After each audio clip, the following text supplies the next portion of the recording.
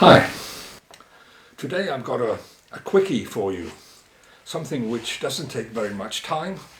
It's a nice picture. It's a picture with some winter trees and some snow.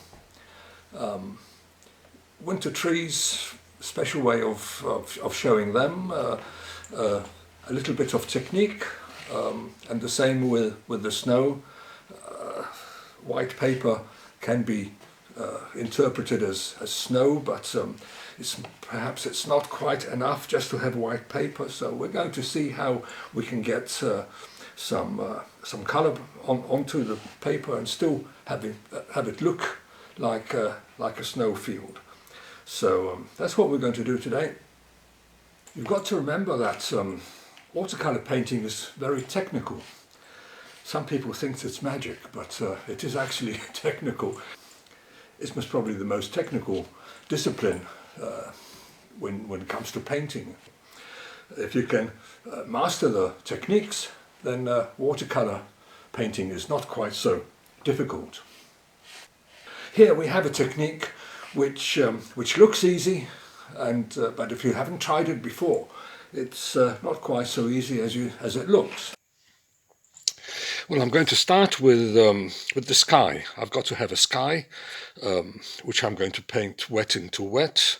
And as soon as I've painted the sky, I'm going to paint the trees. So I have to have my colours, my paint ready, so that I can paint it on as soon as I've wetted the paper over here. So the sky will be painted with Prussian blue. I don't have that over here.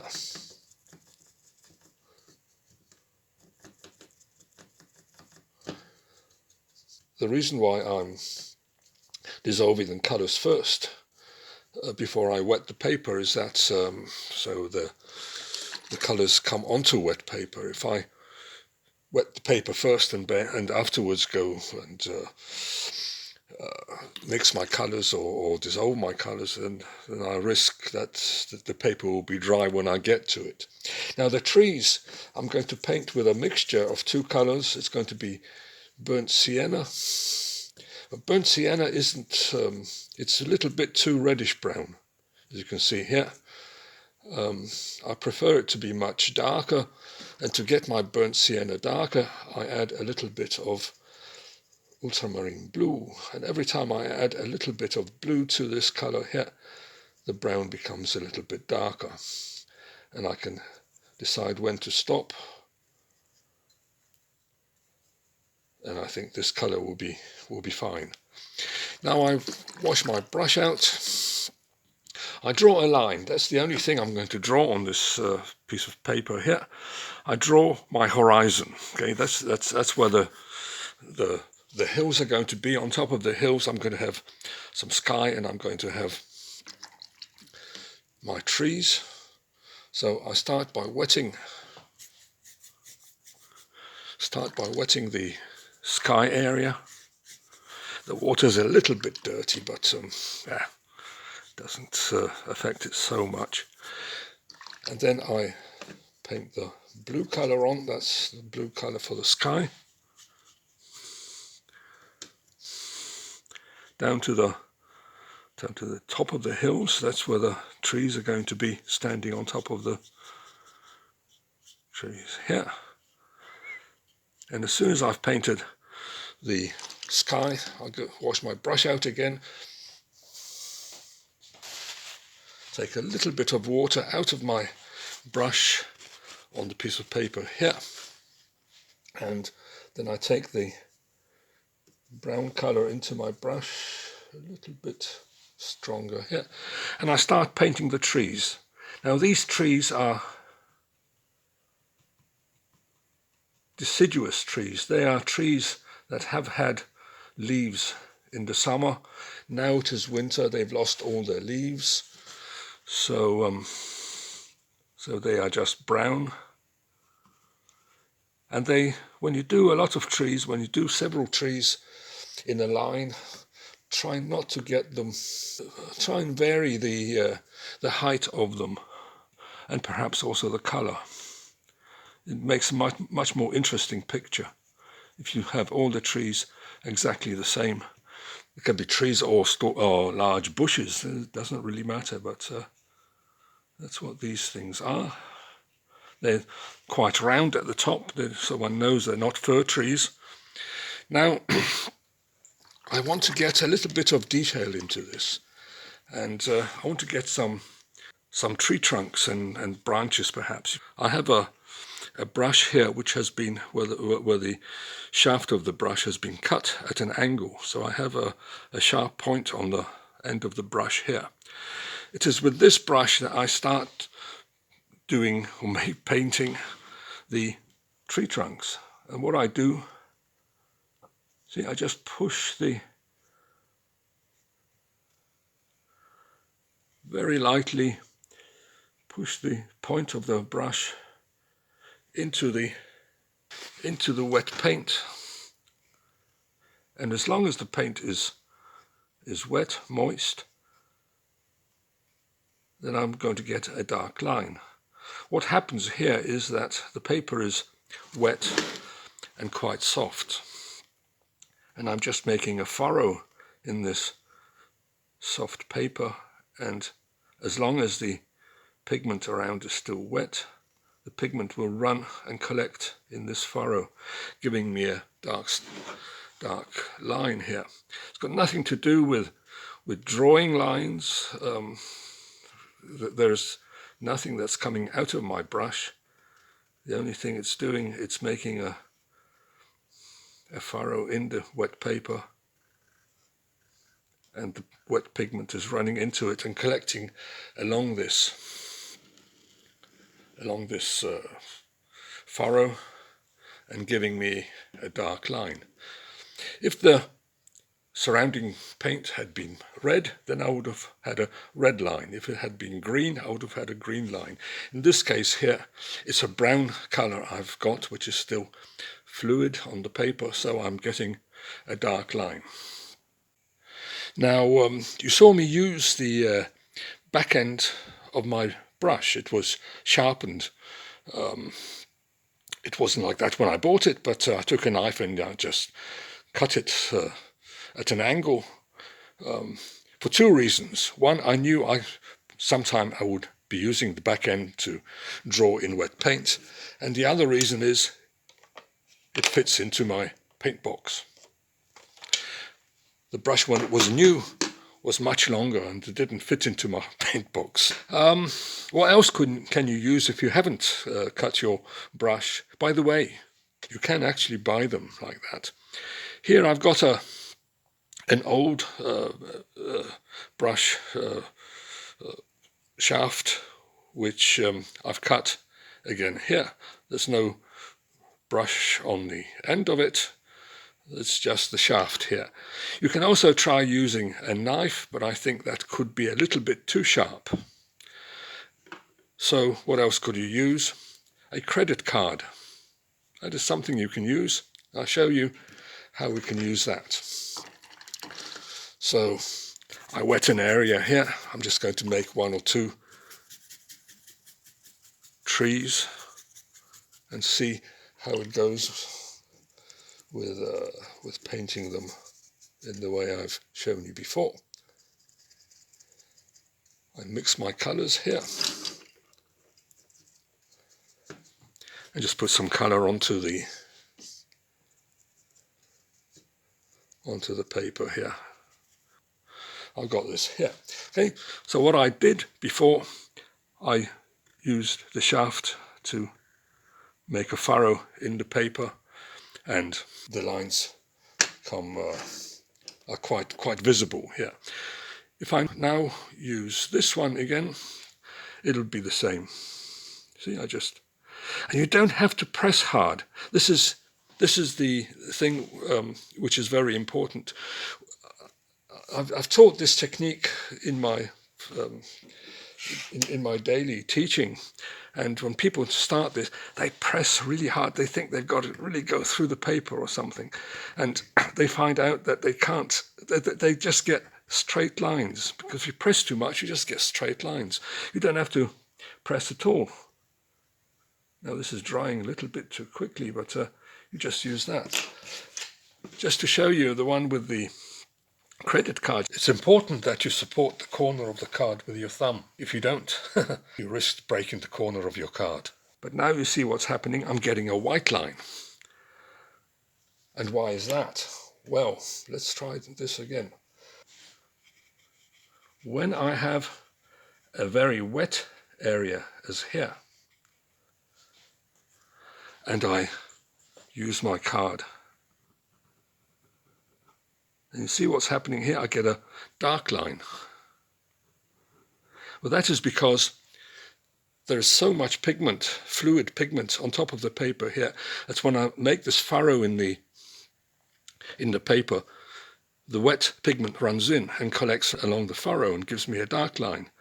But if I wait until most of the water is evaporated and there's only pigment left, then I'm actually removing the pigment with the corner of my credit card. You've got to do it when it doesn't shine anymore. Okay? That means that most of the water is evaporated and there's only pigment left. I'm looking a little bit from the side here. I can see it's still shiny, so it's not the time to do it yet. I think I will still get a dark line. Yes.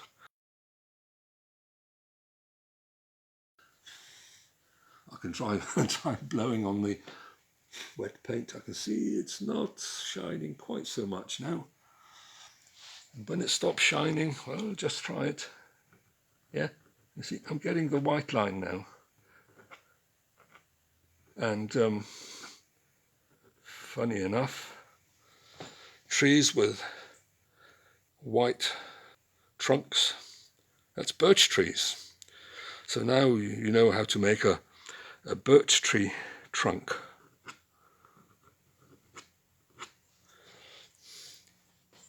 Okay, so that's one way, that's the only way I know of making tree trunks in wetted, painted areas.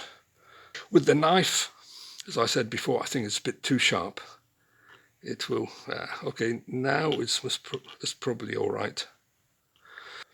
It's always a good idea to support the back of the blade with your thumb when you're using the knife in this way. Otherwise, the blade can snap. Some people have a problem with drawing tree trunks. A common mistake made by people when they start drawing a simple tree is to start at the bottom, work a little way up the tree trunk, and start already to add on some branches without knowing how high the tree is going to be. In this way, it's very difficult to decide how far from the tree trunk the branches will go and how many branches there are supposed to be. In this way also you are getting a very straight tree trunk. Usually in these sort of trees the tree trunk is a little bit less straight.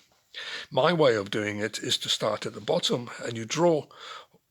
The first thing you do is just go and draw the whole of the tree trunk all the way from the bottom to the top, and then you can decide where the branches are going to come from this tree trunk here. And because you know how high the tree is going to be, then it's much easier to decide how far from the tree trunk these branches are going to go. And usually it is that the branches at the top point towards the light, towards the top of the tree, and the ones at the bottom, they point a little bit more horizontally. Another thing which I like to do is when I do trees, I like to do trees with double tree trunks. They're some little bit more interesting than trees with single tree trunks. So they're much more interesting to do such a tree than it is to do a tree with just one tree trunk. I said at the start that this is going to be a snowscape, a picture with some trees standing over a hill with some snow at the bottom. Now if I keep white paper, that could be snow, it could be freshly fallen snow, but you can't see anything in this snow, so you can't really use it for very much. I want to show you another technique where you use the structure in the paper and the paint. We can use the same paint. We can use the same brown paint here. We can try and show snow on a ploughed field. So now when I take this colour here, I just dab it a little bit on a paper, and if I now hold my brush very low to the paper, okay, almost letting it lie on top of the, then I can make some lines with the paint. Just watch out that the paint isn't too wet, because it'll just run into the, so you can see what happens here.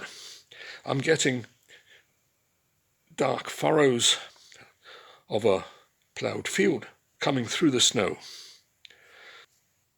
But just to show you, this is just to, I'm almost painting the picture here, but I'm going to do it again on the other one that I've been doing. But this is just to show you that you've got to hold the brush at a very small angle to the paper. It's no good holding it like this, because this will just give you sharp lines. But by laying it on the paper and just dragging it over the uneven surface of the paper, you get something which looks like furrows. Okay, so I've got this here. I'll just mix up a little bit more colour. I mean, the colour can be the same as one's been using for the trees. And then I can start in this end. Okay, I hold the brush at a very acute angle to the paper. Perhaps I have to fill it up again. Again, a little bit. There mustn't be too much water in the brush, otherwise the whole thing runs together again. So you can see what's happening here. Oops.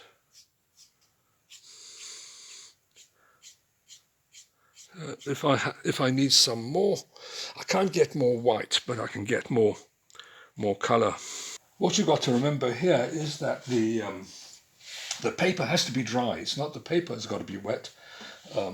It's the paint in the brush which has to be wet. Of course, you can't get dry paint out of a brush. And then you do it. No, I'm doing it quite a few times now. And every time I do it, of course, I'm getting less and less snow. But this is just to show you how this technique works. The rounded brush strokes here show us that we're dealing with a hill. So I can do that. And then if I want some stones or something lying in the furrows, then I can also paint those.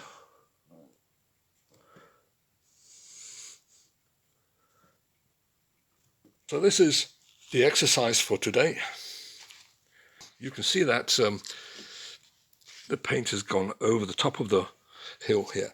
To remedy that, all I have to do is to find another colour. Now this is dry here, so I can just paint some bushes up to the top of the hill here.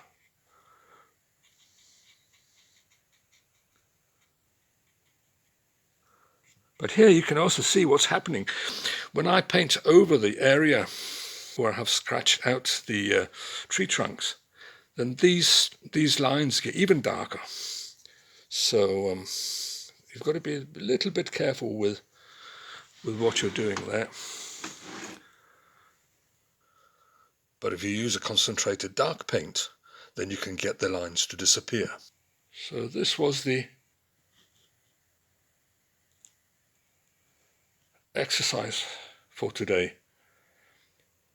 Snow on a ploughed field with trees in the distance. If you like the way I teach and think that you can benefit from my lessons, then I would recommend to you my ebook. It's called Watercolor, a book of watercolor techniques.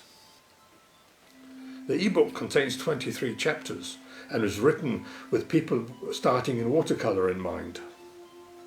There are sections on painting theory, tips and tricks, and step-by-step painting instructions. The book is now improved with extra illustrations and video clips. The ebook costs $15 and one pays by PayPal. I'll send you the book by email after I have confirmation of the payment. So go to my ebook webpage and see the contents of the chapters. And if you decide to buy it, then you can see how to order it on the same page. So that was some winter trees in a snowy landscape. It's an easy picture. It doesn't take very long time. If I didn't have to explain the different techniques, it would take me about 5 minutes. But it takes a little bit longer when you have to explain a few things. So it's a technical picture. The techniques I've tried to show and explain, and the only thing to do is to try it yourself and see how it goes. Okay, see you next time. Bye. And here you have a couple of examples you can have a little bit of practice with.